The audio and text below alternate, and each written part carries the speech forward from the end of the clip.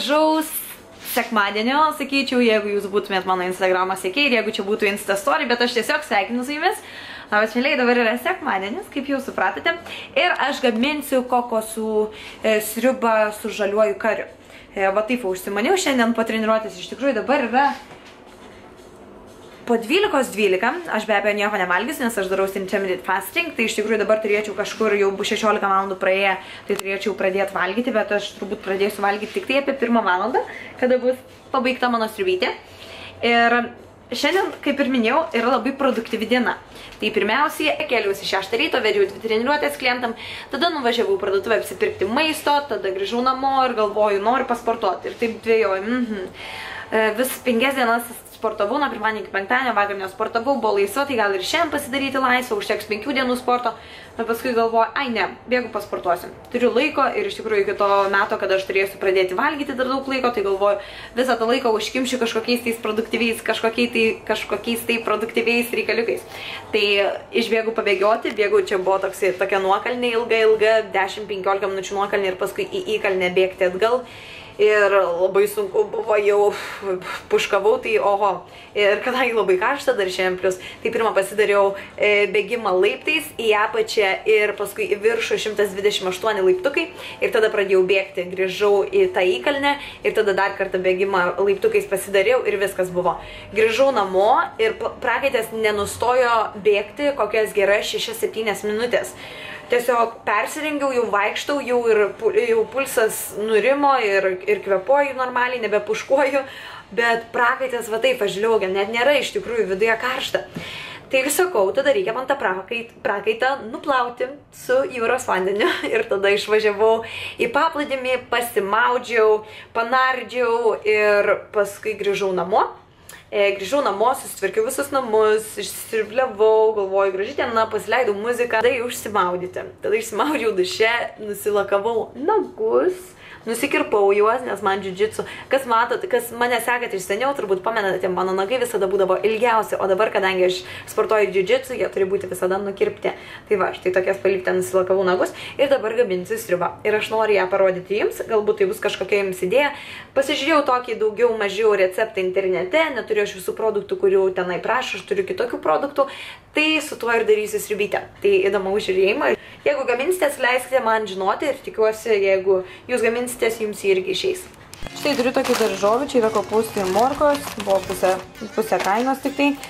Turiu pievagrybių šiek tiek, turiu daugiau, bet nežinau, gal tiek užteks. Svogūnas, laimas, čia yra sugar snaps, čia va yra tokie ankštiniai, jauničia. Tie, kuriuos močiutė mums Lietuvoje sakytų, neimk dar vaikelį, palauk, kol prinoks. Tai va šitokių.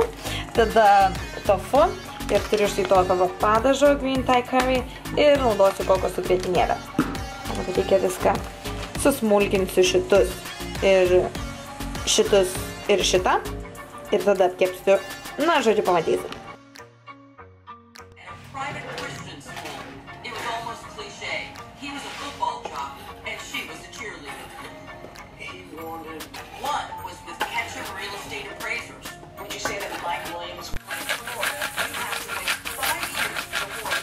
Dabar naujas dalykas, kurį žiūriu, tai yra Crime Watch Daily, vadinasi. Ir tenai rodo visokiausius nusikaltimus ir kaip tyria bylas, kaip ten žmogžudystės vyksta ir panašiai. Tai labai įdomu, čia amerikietiškas turbūt televizijos kažkoks tai serialas ir aš dabar jį visą žiūriu YouTube. Tu nedidu. Pauoščiau smirda raugintais kopūstais. Nu, kvepia. Jeigu čia būtų tikri rauginti kopūstai, tai dėčiau, bet... Ne. Initially, investigators looked at the case as a tragic boating accident. Mike possibly drowned and is found with a full tank of gas like it had never been used or not found until 6 months after Mike disappeared. And despite all to be a pretty sinister, strange story, there is no physical evidence, so at every turn it's really tough. No arrests are made, no suspects are named, because Nick believes there may be a reason why his brother's best friend married his former sister-in-law. And he says it wasn't just for love. I'm scared. My mom is scared.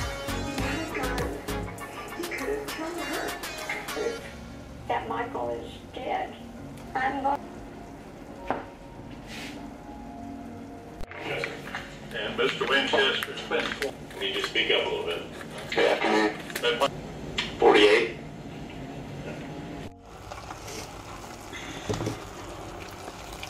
At some point, did you and Bringing pizza to the door.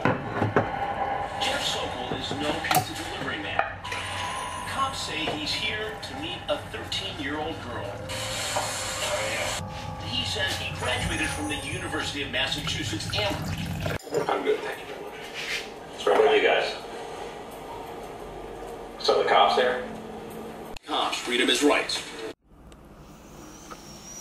Besides go online and try to talk to young girls. I don't try to talk to, I just try to find a girl to talk to and hang out, whatever. And how many times have you done this with somebody who's 13, 14 years old? Never. Never talked to another girl who said she was... Sriubytė buvo skani, tik labai aštri.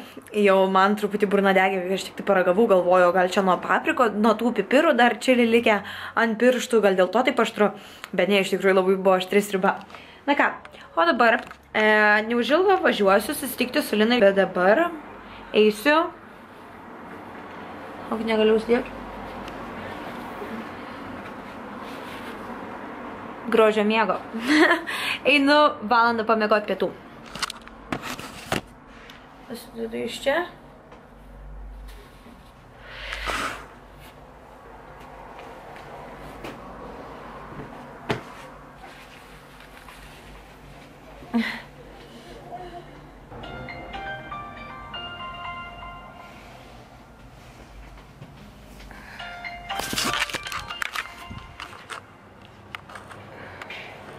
Pamiegojau.